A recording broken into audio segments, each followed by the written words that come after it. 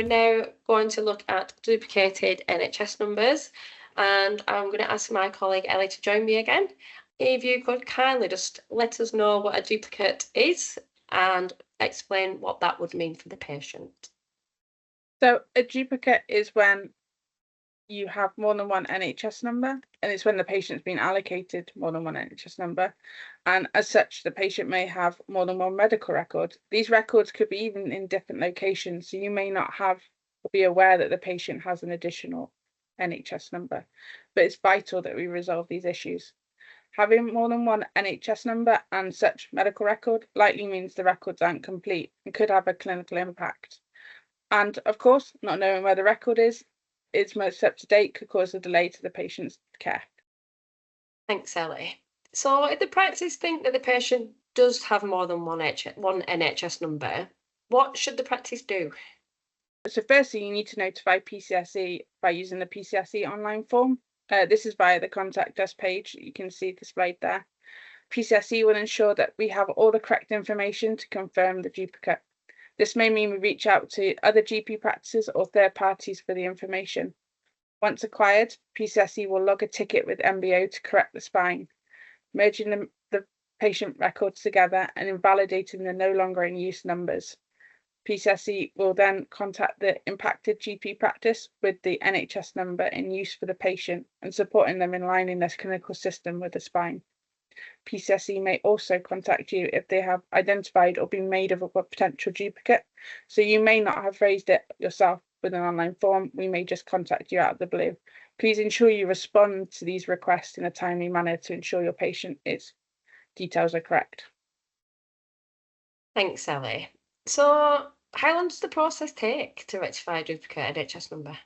So the process can vary in the length of it, really. The end-to-end process of a duplicate resolution tends to take about 8 to 10 weeks, but it is dependent on time responses from yourselves and any of our third parties, such as MBO. If you log a new online form for a duplicate, PCSE will make sure we contact you and investigated that within 15 working days. We'll then make contact with you at each point during the process. However, if you do have any additional updates to the case or want to know what part of the case we're up to, second contact form can be arranged on the same place where you originally submitted the form, and you can use that whenever you require. Again, the whole process is dependent on third parties, and we have no control over the MBO's timescales. That typically is the area that's impacted our timescales, and currently they're taking about 6 weeks for a typical case. Thanks, Ellie. So how can common issues be avoided then? So as previously mentioned, PCSE may reject potential registrations requesting more information if a duplicate number is suspected. Ensuring that your main contact is up to date and using your nhs.net email address to log a new online form will ensure that it's quick and efficient. We do ask lots of information as well that may not seem relevant to you at that time, but it's to ensure that we don't have any further delays. Often, if we are satisfied with the information you provided, we don't want MBO to reject the log requesting further information to clarify that it is actually in fact a duplicate. If we have had that information already, it helps, it speeds the process up, but quick responses to emails and further questions would also help speed the process along.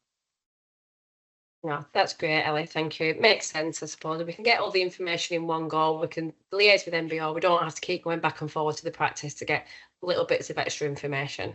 Exactly. Fabulous. Okay, so we've got Brenda back.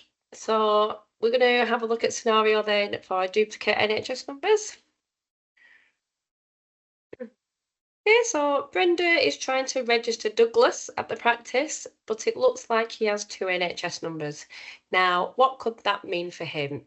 So he potentially has 2 medical records in 2 different locations, and then that can essentially mean there's a possible impact to his care and a delay to care because the practice don't have the full medical record history.